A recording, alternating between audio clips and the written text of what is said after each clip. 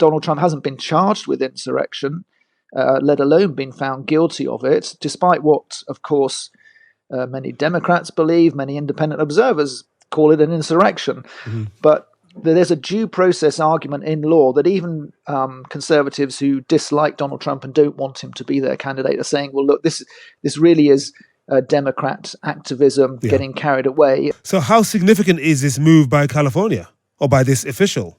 This is quite significant because I think the bottom line is that it's going to put extra pressure on the Supreme Court, the U.S. Supreme Court, to get around to dealing with the appeal from the Trump campaign on Colorado, because Colorado is a blue state.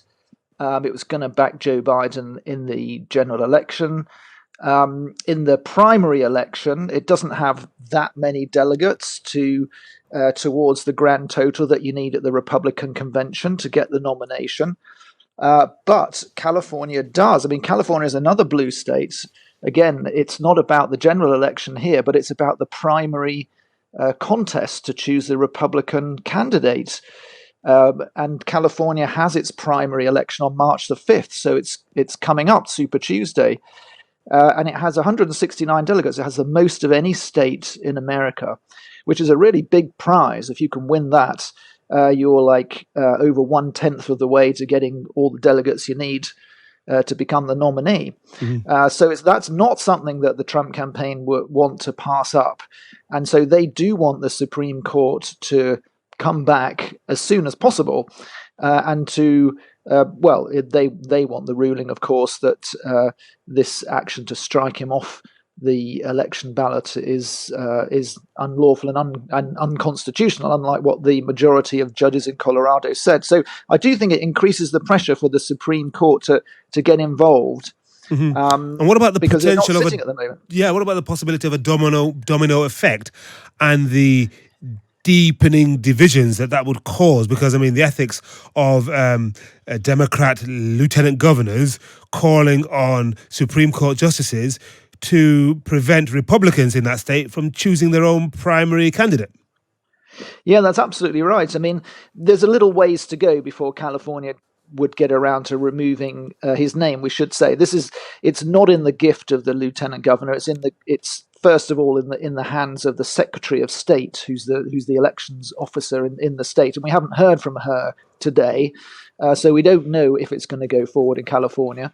But having said that, because it's moving, there are cases pending at various levels, and we've counted up at least 16 U.S. states where there are lawsuits being brought before courts at various levels to try and get up to the level of the Supreme Court perhaps in those states as well, and of course to try and remove Donald Trump's name in those states as well. And you're absolutely right. It is the spectacle of removing the name of the top Republican candidate without letting the voters have a say on him is leading to increased anger, of course, on the Republican side, especially as they say the Constitution does bar someone who engaged in insurrection, but Donald Trump hasn't been charged with insurrection, let alone been found guilty of it, despite what, of course, many Democrats believe, many independent observers call it an insurrection. Mm-hmm. But there's a due process argument in law that even conservatives who dislike Donald Trump and don't want him to be their candidate are saying, well, look, this really is Democrat activism getting carried away, and acting as judge and jury because even Jack Smith, the special prosecutor who's bringing the federal criminal cases against Donald Trump for interfering in the election, hasn't charged him with insurrection. Mm-hmm. And very quickly, David, I mean, I'm just looking at a poll published in The Hill. It's an Economist YouGov poll, or quoted by The Hill, and they say that more than half, that's 53% of registered voters under 30, say they would support Biden, and less than a quarter, that's 24%, said they would support Trump. But how does that compare with the general polling at the moment? All age groups considered. Do you say 53% for Biden? Well, that's for young people.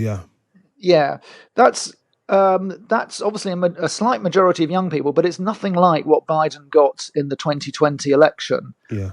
when he, I believe, I'm doing this off the top of my head, Henry, but I believe it was more like 2/3 Yeah. of younger voters went for Biden in the general election. Plus, they were very motivated to vote. There was a higher turnout of younger voters in 2020 than there had been for many an election, and we're finding in other polls, or maybe in the weeds of this one, that the sentiment, the willingness to get out there and vote for either Biden or Trump is down a Yeah. lot, and that's bad news for the Democrats All because right. the younger voters they could normally rely on much more.